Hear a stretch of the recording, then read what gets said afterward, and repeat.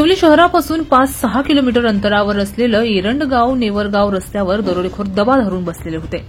वस्तीवर दरोडा टाकण्याच्या तयारीत असताना रात्री उशिरा या रस्त्याने लग्न समारंभावरून घरी परतणारा युवक ज्ञानेश्वर शिवराम मुटेकर याला अडवले व त्याला लोखंडी रॉडने मारहाण केली। दरोडेखोरांनी ज्ञानेश्वरच्या डोक्यात टामीने मारहाण केल्यानं त्याच्या डोक्याला व कानाला मोठी दुखापत झाली आहे। दरम्यान ज्ञानेश्वरने वाचवा वाचवा असे आरोळ्या मारल्यानं परिसरातील एका नागरिकांनी धाडस करत त्याच्या दिशेने धावले। दरम्यान यात एका दरोडेखोराला पकडण्यात यश आलंय। त्याला मोटरसायकलला बांधून पोलिसांना फोन केला। सदर घटना ही दिनांक रविवार रोजी 8 डिसेंबर रोजी मध्यरात्रीच्या सुमारास घडली आहे। पोलीस घटनास्थळी पोहोचल्यानंतर संशयित दरोडेखोराला ग्रामीण पोलिसांच्या ताब्यात देण्यात आलंय। याबाबत ग्रामीण पोलिसांनी या घटनेचा गुन्हा दाखल केला असून अधिक तपास करत आहेत। येवला शहर व तालुक्यात गेल्या काही दिवसांपासून दिवसाढवळ्या चोरांचं सत्र सुरूच आहे। परिणामी नागरिकांमध्ये भीतीचं वातावरण पसरलंय। विशेषतः शेतमाळ्यात वास्तव्यास असलेले शेतकरी कुटुंबियांमध्ये दहशत आहे। पोलिसांनी या प्रकरणाचा आळा घालण्यासाठी रात्रीची गस्त वाढवण्याची मागणी आता नागरिकांकडून जोर धरत आहे। लग्नाने यायला मला उशीर झाला आणि मग ते मामा सासऱ्याचा मुलगा म्हणे थोड्या वेळ थांबा वरतीला दाजी। मग मी वरतीला थांबलो तर मला 12:30 वाजले। मग मी म्हणलं आता मला घरी जायचंय। मग मी घरी निघलो तर निघल्यानंतर गावाच्या पुढे आलो कमानीतून टर्न मारला तर ते 50-100 फूट अंतरावर बसलेले होते।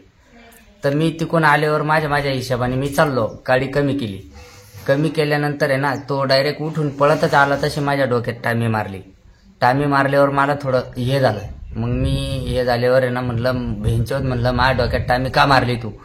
तर मग मला बोस आला। मग मी त्याची टामी धरली हिसकली तर हे बघा माझ्या बोटाला कातडे निघलेले, डांबरीला घसले माझे बोट। तर मग ते टामी हिसकल्यानंतर मी त्याला एक टामी मारली। इथं टामी मारल्यानंतर ती गाडी त्याची घेऊन आणि पळण्याचा प्रयत्न केला त्यांनी। तर पळाला तो तर डायरेक्ट एरंडगावकडे पळाला आणि 2 जण एका गाडीवर इकडे पळले, पुरणगावचे अंग पळले, जळगावचे अंग। तर मग पळले तर मग मी जोरात आरडायला लागलो तर मग ते शेजारी तिथले उठले तर मग मी त्यांना आवाज दिला की तिकडून येऊ राहिलं, धरा त्याला। मग त्यांनी धरल्यावर मग मी इकडून पळत गेलो त्यांच्यापाशी। पळत गेल्यानंतर मग त्याला मी थोडं मारल्यानंतर मग बाकीचे लोक सगळे गोळा झाले तिथं, आजूबाजूचे गावातले आमचे सगळं पब्लिक आली, जेवढे प्रेमाचे होते तेवढे उठले, जेवढे तेवढे। मग आल्यानंतर मग त्यांनी हे केलं, मग आमच्या भाऊला फोन केला, माझ्या मुलाला फोन केला। मग माझा मुलगा भाऊ तिथं बोलवले। मग बोलवल्यावर मग माझ्या मुलाला त्यांनी सांगितलं की बॉय तुझ्या पप्पाला पटकन दवाखान्यात ने, कुठं लागेल इतकं रक्त आहे। मग ते माझ्या मुलांनी मला दवाखान्यात नेलं। मग दवाखान्यात नेल्यानंतर मग मला ते डॉक्टरपर्यंत नेईपर्यंत मला एकदम क्लिअर कळलं। पण डॉक्टरनी ज्यावेळेस मला ते इंजेक्शन मारले साईडनी आणि नंतर ते मलमपट्टी केली, नंतर मला काहीही कळलं नाही।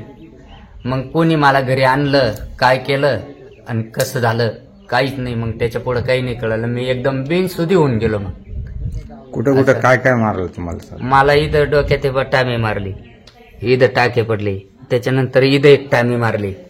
हे बघा इथं सुजेले, हे बघा इथं थोडी जखम झालेली, इथं माझं मुंडकं असं डांबरीला घसलेलं आहे।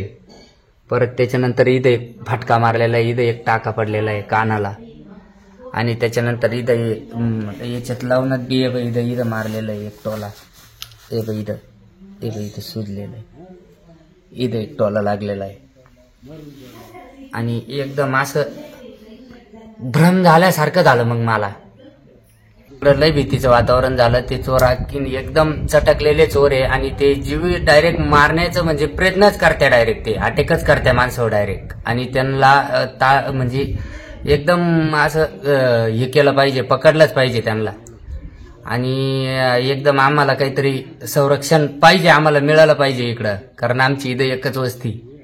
एकदम आम्हाला म्हणजे असा धाक झाला, झोप येत नाही रात्रात, इतका भेव झाला आम्हाला। आता दिनांक 8/12/2024 चे रात्री 1 वाजता 112 वर कॉल आला की एक इसम संशयित इथे पकडून ठेवलेला आहे। त्या अनुषंगाने 112 ची टीम तिथे पोहोचली।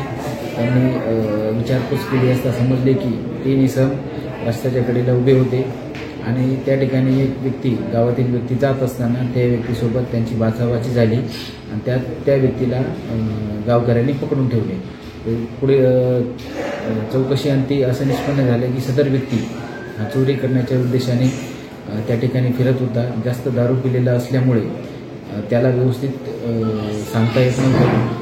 त्याला पुढील तपासात आम्ही ताब्यात घेऊन त्याच्यावर गुन्हा दाखल करण्यात आला आहे. पुढील तपास येवला तालुका पोलीस स्टेशन करत आहे.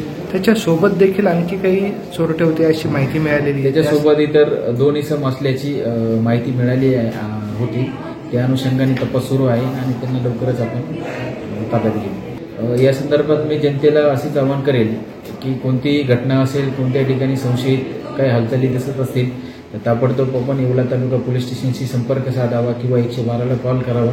तसेच रात्री दिवसेंदिवस घरफोडी चोरीचे प्रमाण होत असते तर आपले मौल्यवान वस्तू, दागिने, सोने इत्यादी व्यवस्थित ठिकाणी ठेवावे किंवा बँकेच्या लॉकरमध्ये ठेवावे, जेणेकरून आपला कोणताही माल, मौल्यवान वस्तू चोरीला जाणार नाही.